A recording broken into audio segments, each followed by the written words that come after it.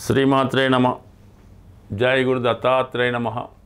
ఈ వీడియోలో మనం డిసెంబరు 28వ తారీఖు నుంచి జనవరి 28వ తారీఖు మధ్యలో కలవబోతున్నటువంటి శుక్ర శని గ్రహాలు స్థితి వివిధ రాశుల మీద ఏ విధమైన ప్రభావం ఉండబోతుంది అన్న విషయాన్ని మనం ఈ వీడియోలో పరిశీలిద్దాం. రాశి చక్రంలో శుక్రగ్రహానికి ఉన్నటువంటి ప్రాధాన్యత మిగతా గ్రహాలకి మానవుని యొక్క జీవితంలో ఎక్కువగా శుక్రగ్రహ ప్రభావం ఉండడం జరుగుతుంది. ఒక మానవుడు జీవితంలో ఆనందంగా ఉండాలన్నా, వివాహ సౌఖ్యం పొందాలన్నా, తన కోరికలు తీరాలన్నా, అసలు వివాహం తొందరగా జరగాలన్నా, అసలు వివాహం జరగకపోవడానికి కూడా శుక్రగ్రహమే కారణమవుతుంటాడు. కాబట్టి మరి ఈ శుక్రగ్రహ ప్రభావం వ్యక్తిగత జాతకాలపైన గోచారరీత్యా ఎక్కువగా ఉండడం జరుగుతూ ఉంటుంది. అంటే సాధారణంగా మీ అందరికీ తెలుసు, మరి గురు మౌఢ్యం వచ్చినప్పుడు వివాహాలు శుభకార్యాలు నిర్వహించడం మానేస్తుంటారు. అలాగే శుక్రమౌఢ్యం వచ్చినప్పుడు కూడా ఫర్ ది సేమ్ టైం వివాహాలు చేయడం అన్నది సాధారణంగా జరగదు. అంటే దాన్ని బట్టి మీకు శుక్రుని యొక్క ప్రాధాన్యత అర్థమవుతుంది కదా. అలాగే ముఖ్యంగా శుక్రుడు కంబస్ట్ అయి ఉండగా బలహీనంగా ఉన్నప్పుడు చేసినటువంటి వివాహాలు సక్సెస్ కాకపోవడం, అదే సమయంలో ప్రారంభించినటువంటి వ్యాపారాలు నష్టాలు చవిచూడడం జరుగుతూ ఉంటుంది.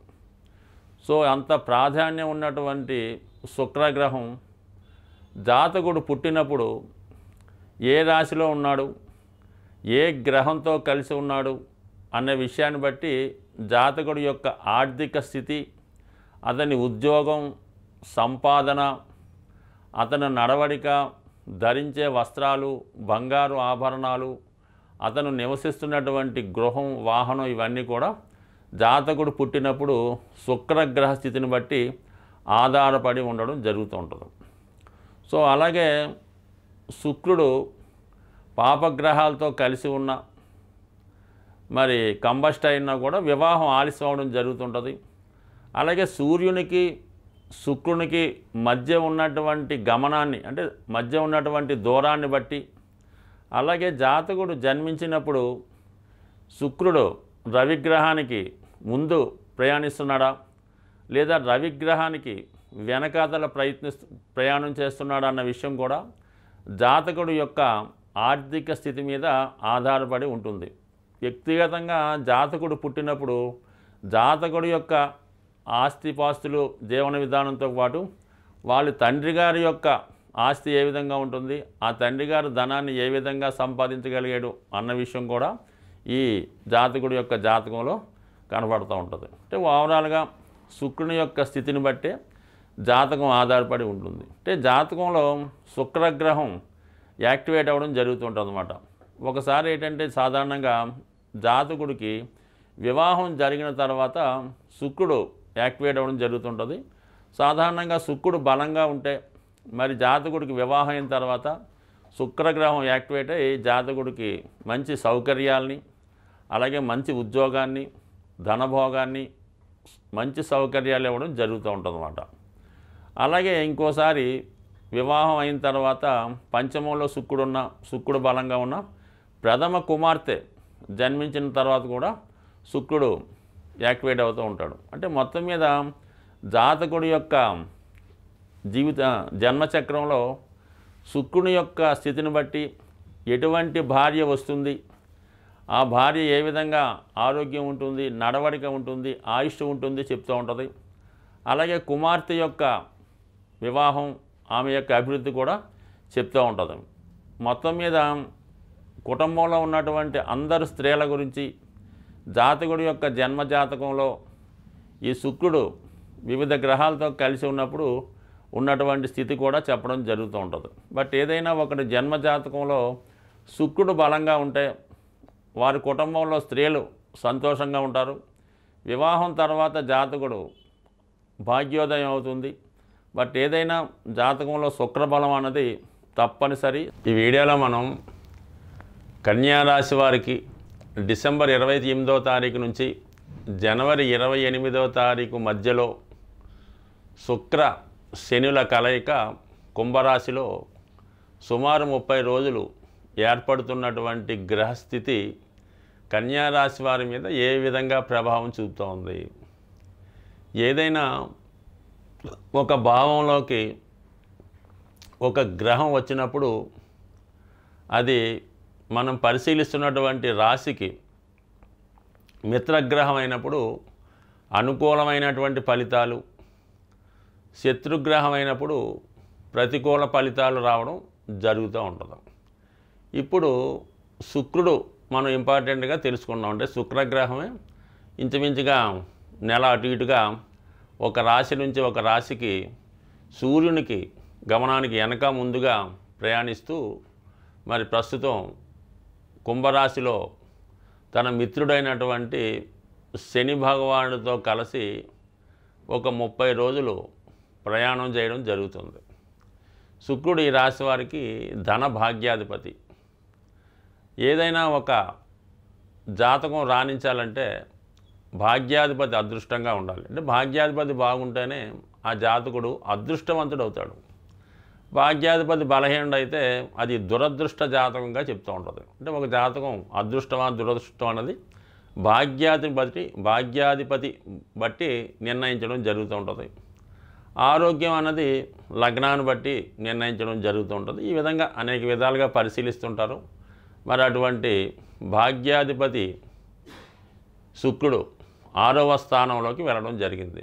అక్కడ ఉన్నటువంటి షష్టాధిపతి శని భగవానుడితో చేరడం అన్నది ఒక విధంగా జాతకుడు ప్రస్తుతం చేస్తున్నటువంటి ప్రయత్నంలో, అంటే ఏదైనా ఒక ప్రయత్నం ఒకరు చేస్తున్నప్పుడు ఆ ప్రయత్నం ఎంతకీ నెరవేరినప్పుడు ఒక ప్రత్యేకమైనటువంటి వ్యక్తిని మనం మళ్ళా ఆ పని చేయడానికి నియమించడం జరుగుతూ ఉంటుంది.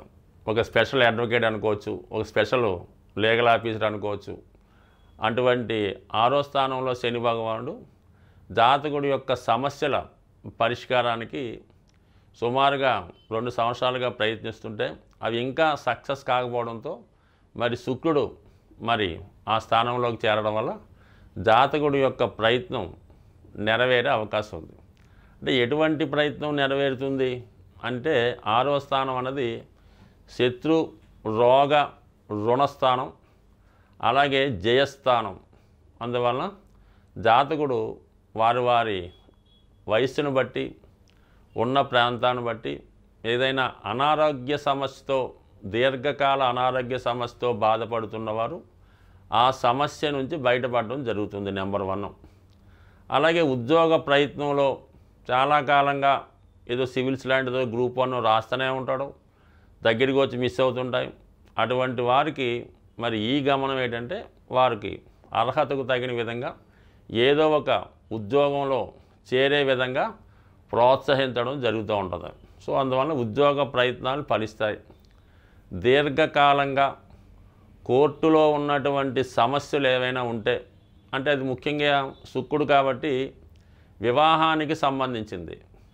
భార్యాభర్తల మధ్య విభేదాలు, మరి వివాహం తర్వాత ఎవరికి రావాల్సిన ధనం కోసం వాళ్ళు కోర్టులో పోరాటం, దాని తర్వాత ఆల్రెడీ పిల్లలుంటే వాళ్ళు ఎవరి దగ్గర ఉండాలి అన్న విషయంలో పోరాటం. ఈ విషయంలో మరి జాతకుడు తనకి అనుకూలంగా కోర్టు తీర్పు వచ్చే అవకాశం ఉంది.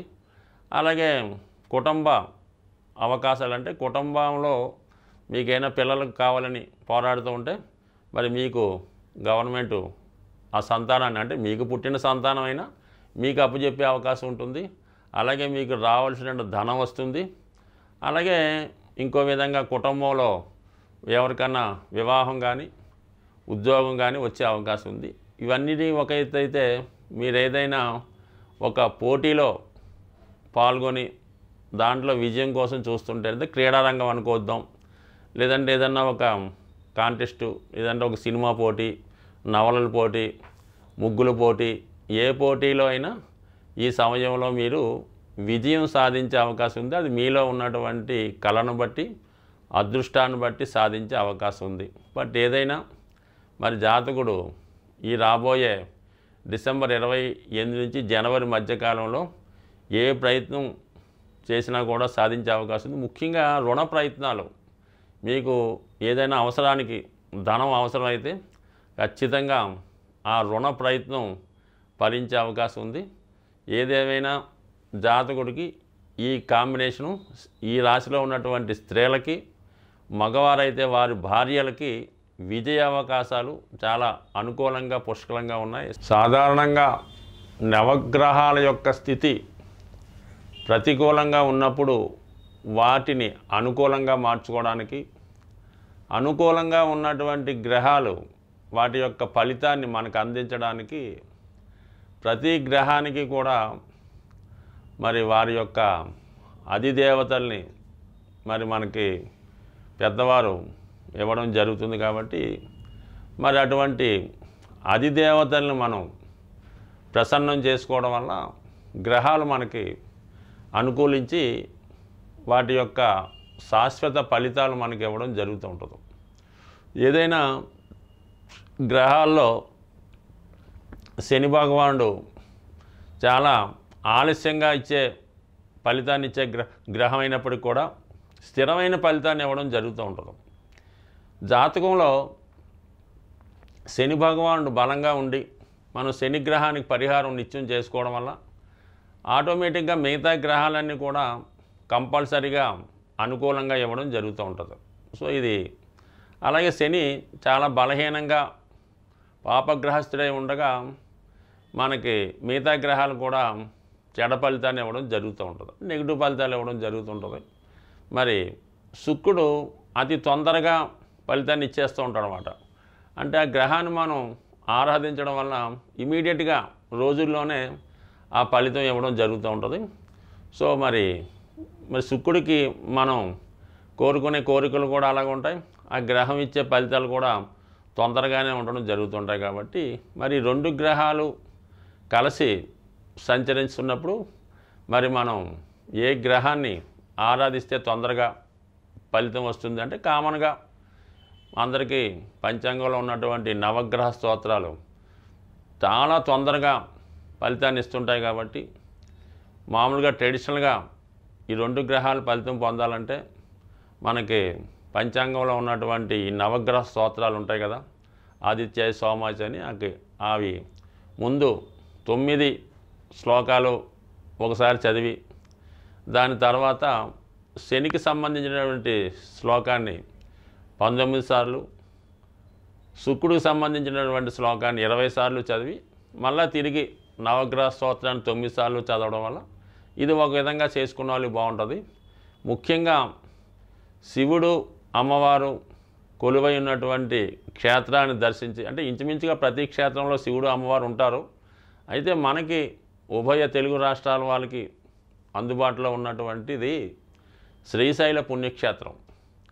అటువంటి పుణ్యక్షేత్రంలో మరి మనకి మీరు ఈ రెండు గ్రహాలు కలిసి కుంభరాశిలో సంచరిస్తుండగా, అంటే జనవరి 28 వరకు డిసెంబర్ 28 నుంచి మీరు వీలైతే మీకు ఇటువంటి శ్రీశైలాన్ని దర్శించుకొని అక్కడ ఏదో విధంగా ఒక రాత్రి బస చేయడం, వీలైతే చండీ హోమం, శివునికి అభిషేకం వారి వారి స్థాయిని బట్టి చేసుకోవడం మంచిది. లేనివారు మీ యొక్క గ్రామంలోనో సమీపంలో ఉన్నటువంటి ఈ పంచారామాలు కానీ ఈ ఏదో ఒక శివక్షేత్రాన్ని దర్శించి విధి విధానంగా శివునికి అభిషేకం, అమ్మవారికి కుంకుమర్చన చేసుకోవడం వల్ల ఖచ్చితంగా, అంటే శివుడు అనుగ్రహిస్తే ఏ గ్రహం అనుగ్రహించినట్టు ఫలితాన్ని ఇవ్వడం జరుగుతుంది.